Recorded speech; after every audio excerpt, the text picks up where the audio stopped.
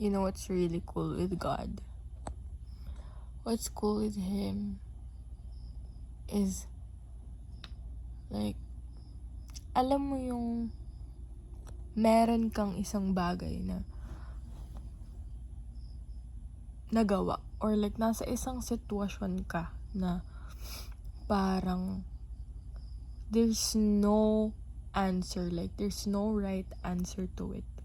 Hindi ka magkakaroon ng tamang solusyon to it. And like you have no literal or like zero idea of what's gonna happen and what should be done in that situation. And then you're just gonna come up to Him and tell Him na, Lord, take these. Gosh, you really don't know kung wala ka talagang alam eh. Tas sabihin mo lang yun sa Kanya. And He will give you the idea. He will give you the answers that you really needed to know. Ang nakakalungkot nito, I am admitting to myself na I've always left His side. And pupunta lang ako sa tabi niya kapag kailangan ko ng tulong. And ang maganda nito kasi, He's making sure that yung sitwasyon mo, walang ibang makakatulong nun kundi siya. Yun yung sitwasyon na, alam mo yun, before going into that situation, sinabihan ka na niya, parang there were signs by the Holy Spirit. It was already inside your head na sabi niya na, oh, for sure that's not gonna end well. So, let's not go there. Alam mo yun, yung parang sinabihan na kita. And I did my part on telling you na it's gonna be like this, it's gonna be like that. And then, you still chose to be with the devil. Diba? You still chose to be with the devil. And then, you're liking the moment, you're enjoying it, kasi kahit ganyan, ganito, kahit anong desisyon na nangyari, ganyan, you're still liking it. Kahit sinabi sa'yo na hindi naman siya, para kasing, I don't know, He's really talking to me. He's talking to me. Like, when I ask Him, right away, there's an answer. Before, I'm not even asking for an opinion or like anything, but He's always reminding me of what to do, of what not to do. And then yan, I don't listen. So yan, nung nandyan na yung problema, gosh, I did not even cry. And he already did what he has have to be done.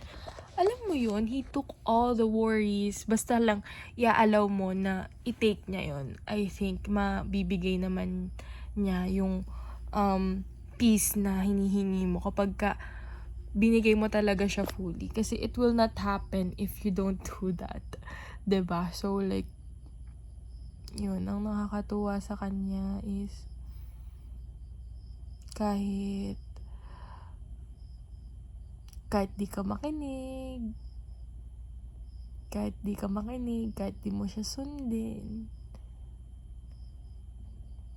tapos pag mag-isa ka lang, alam mo yun, mag-isa ka lang, and then He's gonna be there for you. That's the sweetest thing about His love. That's a really interesting thing to say. Kasi sabi ko, ano ba yung pag-ibig? Ano ba yung pag-ibig? I think it is answered today. That love is just being present. Na kahit hindi mo siya pinili, or kahit hindi mo siya pinakinggan, nung mga time na masaya, ganun, na you're in the sin or like you're doing something that is against their will. Sinabi niya enough yung dapat mong malaman. And then, sa kanya ka pupunta kapag ka sa kanya ka pupunta kapag ka, alam mo yun, yung nagkasamaan na. Sa kanya ka pupunta. Tapos, siya naman, gagawin niya pa rin yun para sa'yo.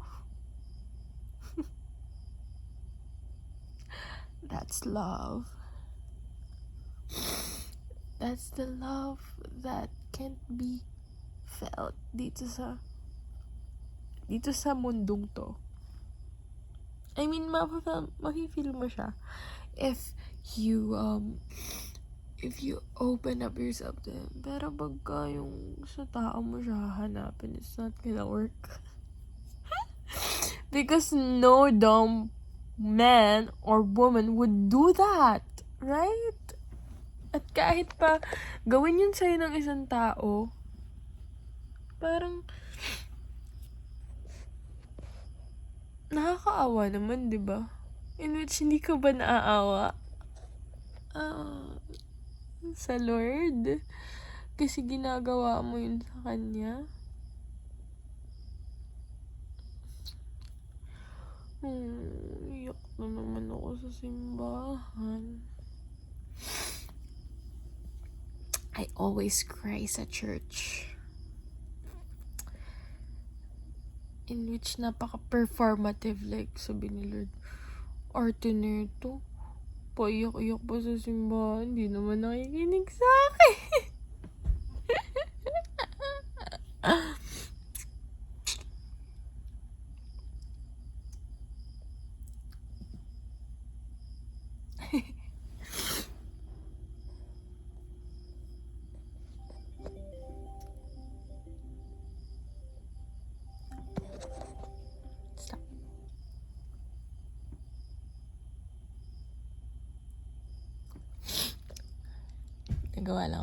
Kumuha lang ako ng pang